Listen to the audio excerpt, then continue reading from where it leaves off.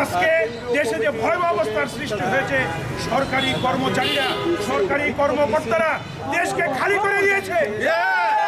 পুলিশের আইজিপি, যিনি পুলিশের শীর্ষস্থানীয় নেতা ছিলেন, আজকে তিনি কি করেছেন দেখেছেন। সেনাবাহিনীর প্রধান, তিনিও কি করেছেন বিস্তারিতভাবে আজকে সাংবাদিক ভাইরা তা প্রকাশিত করতে যাচ্ছেন। আমরা পরে স্তম্ভিত হই, হতভম্ব হই। রাষ্ট্রের একজন, প্রজাতন্ত্রের একজন প্রথম কারিগর, একজন যিনি নিরাপত্তা দিবেন, তিনি যদি সব ভোগ করে ফেলেন, এদেশের মানুষের অবস্থা কি হবে? সুতরাং জাতীয় পার্টির একজন সাধারণ কর্মী হিসাবে, এর সাথে একজন সাধারণ কর্মী হিসাবে, গোলাম মোহাম্মদ কাদেরের একজন অনুসারী হিসাবে আমরা এটা মেনে নিতে পারি না। এই বাজেট আমরা যেটা ঘোষণা করেছে তা প্রত্যাখ্যান করলাম।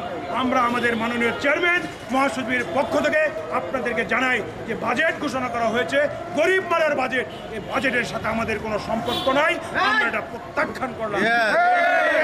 আমি বক্তব্য রাখার জন্য আজকে আমাদের এই মিছিলের, যিনি মিছিলটা করার জন্য সচেষ্ট হয়েছেন, আমাদের মুহুর নেতা, জাতীয় পার্টির কেন্দ্রীয় নির্বাহী কমিটির অন্যতম সাংগঠনিক সম্পাদক এবং স্বেচ্ছাসেবক পার্টির বিপ্লবী সদস্য সচিব হেলাল উদ্দিন আহমেদকে তার বক্তব্য রাখার জন্য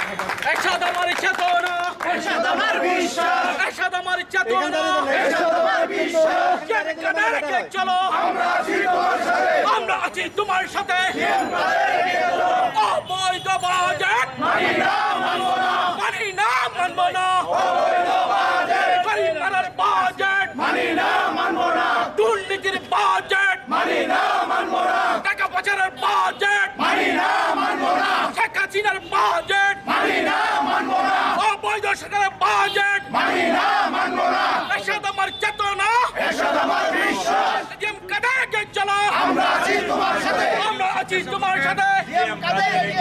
পরবর্তী আজকের এই তাৎক্ষণিক মিছিলের, প্রতিবাদ মিছিলের উপস্থিত জাতীয় পার্টির নেতৃবৃন্দ এবং উপস্থিত জাতীয় পার্টির সিনিয়র যুগ্ম মহাসচিব, সাবেক ছাত্রনেতা